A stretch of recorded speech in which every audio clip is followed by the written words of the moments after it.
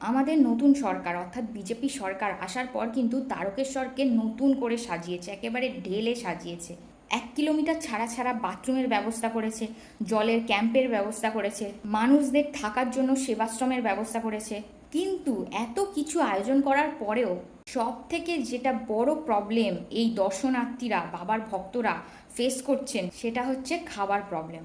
প্রত্যেক বছর কিন্তু এই যে যারা বাঁককাতে হেঁটে যায় তাদের জন্য বিভিন্ন মানুষেরা খাবারের ব্যবস্থা করেন। রাস্তায় যখন বাঁককাতে হেঁটে যায় তখন তাদের জল দেওয়া হয়, শুকনো খাবার দেওয়া হয়, কখনো ফল বা বিভিন্ন ধরনের খাবারের আয়োজন করে থাকে এবং তাদেরকে দেওয়া হয়। এবছরে যারা খাবার দিতেন তাদের সংখ্যাটা কিন্তু খুবই কম।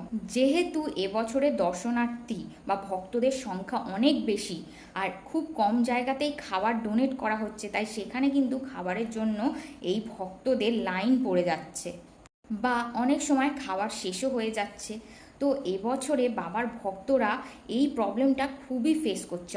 তারকেশ্বরে বাবার ভক্তদের জন্য বিজেপি সরকার অনেক রকম ব্যবস্থা, অনেক ধরনের সুবিধা দিলেও এই যে খাবারের প্রবলেমটা তাদেরকে খুবই ফেস করতে হচ্ছে।